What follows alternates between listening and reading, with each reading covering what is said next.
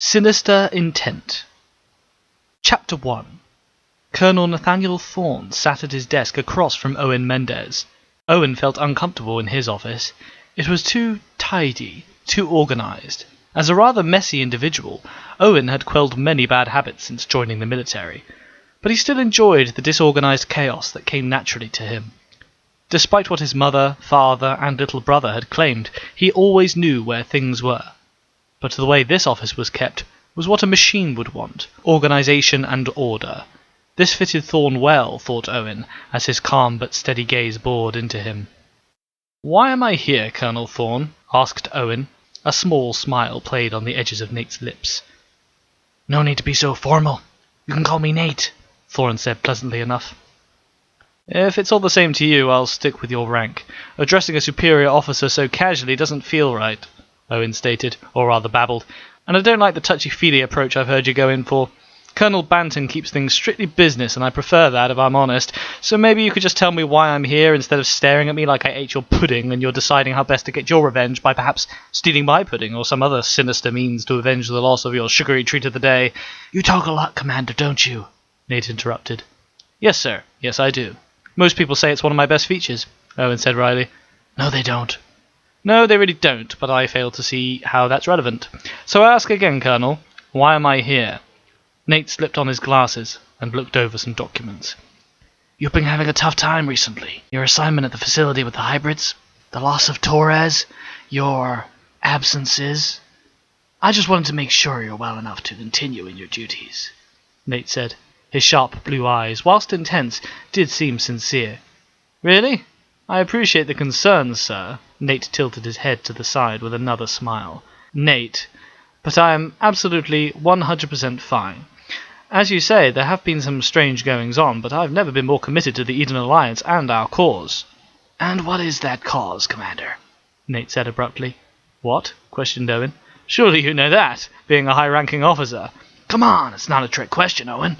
I may call you Owen," Nate pressed. "Yeah, I guess. Well, the Eden Alliance is sworn to the protection of mankind and to maintain peace and order in the galaxy, whilst expanding and ensuring the Alliance's future." "Textbook answer. And what are your thoughts on Daleks, Owen?" Nate said. All humour was gone from his face. There was just the intense blue stare.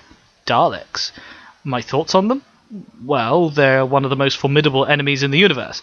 Technologically superior and single-minded in their quest to expand their empire. I guess they're not that different from us when you think about it." Owen's voice trailed off as Nate's eyes widened. "Not that different from us?" the Colonel questioned. "That's an interesting way to look at it. And this hybrid you encountered previously, what are your thoughts on it?" Owen licked his lips nervously. "It's a slave of theirs, a pawn, an enemy." "You had a brother once, didn't you, Owen?" Nate asked. Owen frowned in surprise. Yes? What's that got to do with anything?" "He was abducted, wasn't he? They never found a body," Nate said. Although it was a question, he didn't seem to require an answer. "That hybrid you encountered." Owen and Nate stared at each other for a long moment. Owen seriously started to consider Nate might have worked out Ryuk's identity, but that was impossible. "Is a monster, as are the Daleks. If we, the Alliance, don't do everything in our power to destroy such enemies, then other families will suffer losses too. Mothers, fathers, sisters, brothers, just like you. Use that to drive you, to motivate you. You're a good officer, Owen. Colonel Banton always speaks very highly of you. But your unblemished record could easily begin to slip if you continue to let the events of the past trouble you. Do you understand?" Nate took his glasses off and stared once more at Owen. He never blinked. Not once, Owen thought. Was that his imagination? "Yes, Nate. Colonel. You don't have to worry about me. Worry more about those renegades on the outer planets. Still causing our outpost grief, I hear," Owen said flatly, changing the subject. "That's right, but they're just a nuisance. And when the Daleks finally make the decision to press into our space, who do you think will be targeted first?" Nate smiled, like a cobra, coiled, prepared to spring with sharp teeth. "The border worlds," Owen muttered in reply. "Exactly. These small inconveniences have a way of working themselves out. I do have another reason for summoning you here, Nate confessed. So it wasn't just for the pleasure of my company, Owen jested. No. A distress call was picked up on the world of Hayron. It's Alliance in origin, but it's very weak. I need you to check it out. Why me? Owen pressed. You have experience with the Renegades. As it's a border world, there is a chance, however small, that this might be a trap. A small detachment of clones will accompany you, but I want this to be a quick in-and-out mission. Scan the planet, locate the source of the transmission, then transmit your findings. Understood? Nate slid the documents in front of him to Owen. Owen picked up the briefing notes hastily and stood. Understood, Colonel. Am I dismissed? Nate nodded curtly, and Owen all but burst out of his office. Nate smiled to himself. Never play poker, Mendez, he said quietly to himself. On the exotic homeworld of Conquest Army Zero, General Ryuk was logging a report on a data terminal. Things had not gone quite as expected on the planet Lutios, but the result was the same.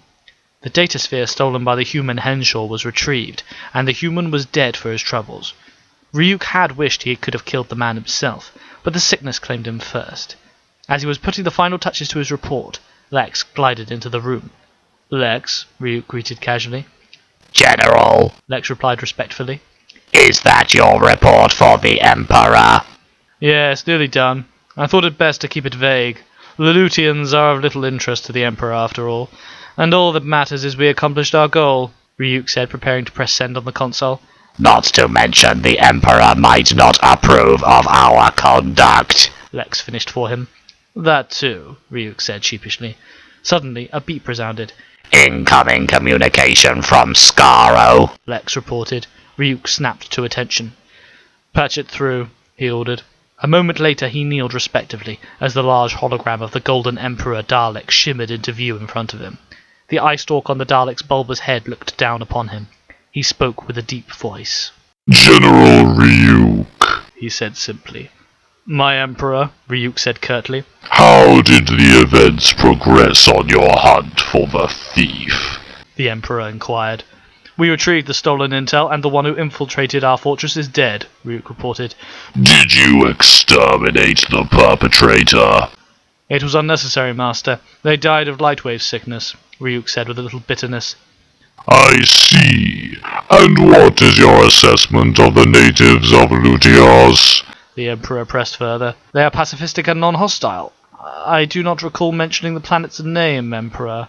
I have been informed, the Golden Emperor replied simply. My report has not yet been sent. Supreme Dalek Garen informed me of the events and how they proceeded, the Emperor rumbled. Garen, Ryuk repeated with surprise and spite. A Supreme Dalek and head of the SPIE Corps had always had a grudge against him. But how could he know what's happened? You did not exterminate all Lutians you encountered. You made bargains with them. You spared them. Even the ones who withheld the datasphere from you, you let them survive. They were weak and pathetic. They posed no threat. I eliminated their guardian warriors, and one of my Daleks exterminated their senator. That is a light scrape for their people compared to standard procedure. They should have learned to fear us. Instead, they will think of the Daleks as soft, an army that can be persuaded to grant mercy. This is not acceptable. Well, they will learn that they are wrong next time. That is not good enough, the Emperor boomed. Understood. I do not anticipate the occasion to arise again. Security on Skara has been increased, and we are ready for anything the humans might foolishly throw at us. For a moment, Ryuk and the Golden Emperor merely stared at each other. See that you do not fail me again. Cease transmission. The image of the Emperor faded, and Ryuk stood in a fluid motion. How did Garen know what transpired on Lutios? Lex asked. Ryuk turned to him with fury. I should have thought the answer is obvious. Somebody talked. One of my Daleks went behind my back and betrayed my trust.